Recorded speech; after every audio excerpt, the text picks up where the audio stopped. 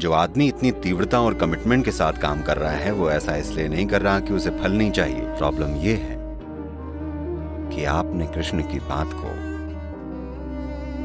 राजा के सेवक के शब्दों में सुना है। आप जीवन में चाहे जो भी करना चाहें, आपके लक्ष्य होते हैं, चाहे आर्ट हो, म्यूजिक हो, आध्यात्म हो, राजनीति हो, बिजनेस हो, आपको लगता है आप कुछ भी महत्वपूर्ण कर पाएंगे। वो बस यही तो कह रहे हैं।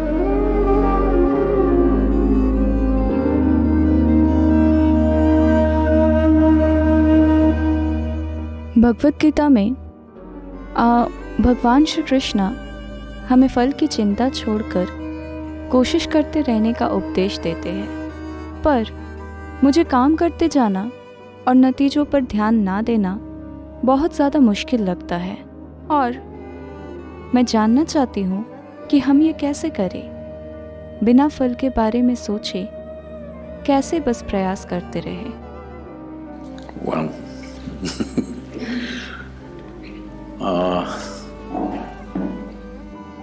मैंने किसी भी शास्त्र को ठीक से नहीं पढ़ा है। ये दुर्भाग्यपूर्ण है, पर मुझे कहना पड़ेगा, मैंने गीता भी नहीं पढ़ी है। पर हम जानते हैं कि कृष्ण के जीवन में ऐसा लोग सोचते हैं कि कृष्ण यानी मक्खन, लड़कियां और बांसुरी। पर आपको यह समझना चाहिए, ये सारी चीजें तब हुई जब वो 16 साल के थे। तो 16 के बाद उन्होंने एक बहुत ही कमिटमेंट भरा जीवन जिया। His commitment was to marry the political process of the day with the spiritual process. उनका कमिटमेंट था उस समय की राजनीतिक प्रक्रिया और आध्यात्मिक प्रक्रिया को जोड़ना, क्योंकि उन्होंने देखा कि जब तक सत्ता पर बैठे हुए लोगों में जीवन की एक बड़ी समझ नहीं पैदा होती और वो अपनी पहचान में सभी को शामिल नहीं करते, ऐसे नहीं कि बस मेरा परिवार, मेरे बच्चे, मेरा पति, मेरी पत्नी और ये सब, जब तक आपकी अपनी पहचान की समझ बड़ी नहीं हो जाती, सिर्फ तभी आपको सत्ता की ताकत मिलनी चाहिए, नहीं तो भ्रष्टाचार होने लगेगा। लोग कहते हैं सत्ता भ्रष्टाचार है। सत्ता भ्रष्टाचार नहीं है, सीमित पहचान भ्रष्टाचार है। उनको लगता है वो सही काम कर रहे हैं और वो हर समय भयानक काम कर रहे हैं क्योंकि उनकी पहचान इतनी छोटी है। तो कृष्ण इसे बदलने की कोशिश कर रहे थे। ये उनके पूरे जीवन का मिशन था और वो हमेशा फल को पाने के लिए काम करते रहे। Hello. जो आदमी इतनी तीव्रता और कमिटमेंट के साथ काम कर रहा है वो ऐसा इसलिए नहीं कर रहा कि उसे फल नहीं चाहिए। जाहिर है वो फल के लिए काम कर रहे हैं। प्रॉब्लम ये है कि आपने कृष्ण की बात राजा के सेवक के शब्दों में सुनी है और किसी ने आपको नहीं बताया। उन्होंने केवल अर्जुन से बात की, अर्जुन ने कभी नहीं बताया। वो उस घटना के बाद 36 साल और जीवित रहे, पर उन्होंने कभी कृष्ण की बताई हुई बातों के बारे में एक शब्द नहीं कहा। क्या आपने कहीं सुना है?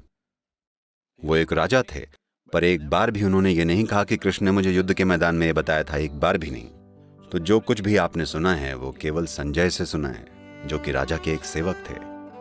आपको राजा के सेवक के गुण को समझना चाहिए, वो बड़े भरोसेमंद होते हैं। देखिए, अगर आप मान लीजिए आपके पति या पत्नी या बच्चों ने कुछ देखा और वो आकर आपको बताएंगे, वो अपनी तरफ से कुछ मसाला जोड़कर आपको बताएंगे। ऐसा होना हर इंसान के लिए स्वाभाविक है। उनकी अपनी रायें, विचार, दूसरी चीजें अपने आप उनकी बातों में शामिल हो जाएंगी। पर राजा का सेवक ट्रेंड होता है कि वो कभी अपनी राय ना जोड़े, वरना उसका सिर कलम होगा। वो एक एक शब्द वैसा ही दोहराएगा जैसा कहा गया है। तो वो एक तरह के प्राचीन टेप रिकॉर्डर हैं। ओके, वो रिकॉर्डिंग कर रहे हैं और बस राजा को बता रहे हैं कृष्ण ये कह रहे हैं, पर कोई संदर्भ प्रसंग नहीं है। जब दो लोगों के बीच बहुत गहरा संबंध होता है तब बातें अलग तरह की होती हैं। अगर दो प्रेमी कुछ कर रहे हैं, एक दूसरे से बातें कर रहे हैं, तो शायद किसी को लगे वो लड़ रहे हैं, पर उनका लव अफेयर चल रहा है।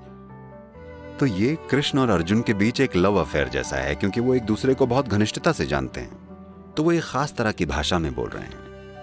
और राजा का सेवक होने के नाते संजय एक एक शब्द सुनकर संदर्भ को जाने या उसको अनुभव के स्तर पर समझे या जाने बिना संजय बता रहे हैं।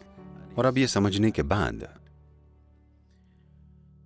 देखिए, मूल रूप से बात बस इतनी सी है, आप जीवन में जो भी करना चाहते हैं आपके लक्ष्य होते हैं। आप किस तरह के लक्ष्य बनाएंगे? अभी आप यूनिवर्सिटी में हैं, आप किस तरह के लक्ष्य बनाएंगे? जितना आप पहले से जानते हैं आप उसे थोड़ा बहुत बढ़ा चढ़ा देंगे और सोचेंगे ये आपके जीवन का बड़ा लक्ष्य है। आमतौर पर लोग इसे एम्बिशन कहते हैं, मैं इसे कॉन्स्टिपेशन कहता हूं, क्योंकि आप जीवन को थोड़ा थोड़ा करके संभालने की कोशिश कर रहे हैं, बिल्कुल कब्ज की तरह। अगर आपका एक लक्ष्य है तो आपका लक्ष्य कोई बिल्कुल नई चीज नहीं हो सकता। आप जो पहले से जानते हैं आपका लक्ष्य बस उसका एक बड़ा रूप होगा, है या नहीं? क्या आप कोई ऐसा लक्ष्य सोच सकते हैं जिसके बारे में आप कुछ नहीं जानते? ये कैसे संभव होगा? तो वो क्या कह रहे हैं समझिएगा, कि आपने एक दिशा चुन ली है, लेकिन You have to be dedicated to the process. Otherwise, goal will just be hallucination. आपको प्रोसेस को लेकर समर्पित होना पड़ेगा, वरना लक्ष्य केवल एक भ्रम रह जाएगा। अगर आप एक काम कीजिए, ऐसा कीजिए, बस ये वाली सांस मत लीजिए, अगली वाली लीजिए। मैं देखूं तो? मैं नहीं कर सकती। बस यही तो वो कह रहे हैं। वो कह रहे हैं ये कदम ठीक से उठाए बिना आप लक्ष्य के बारे में भ्रमित होने लगते हैं। ऐसे कैसे चलेगा? योग में हम इसे बहुत सरलता से कहते हैं। हम कहते हैं अगर आपकी एक आंख लक्ष्य पर हो तो रास्ता ढूंढने के लिए बस एक ही आंख बचेगी। ऐसा करना बेकार है, बस। तो वो ये कह रहे हैं कि लड़ाई में अगर आप सक्षम नहीं हैं तो ऐसा नहीं है कि आपका इंक्रीमेंट या प्रमोशन नहीं हो पाएगा, आप बस मार दिए जाएंगे। हेलो? लड़ाई के बीच में अगर आप निकम्मे हैं तो आपको लगता है आप बस अपने मार्क्स वगैरह खो देंगी? क्या आप बस अपने ग्रेड्स वगैरह खो देंगी? नहीं, आप उसी शाम गाड़ दिए जाएंगे। तो कृष्ण उन्हें बता रहे हैं, क्योंकि अर्जुन बोल रहे हैं मैं इन सभी लोगों को मार कर कैसे राजा बन जाऊं।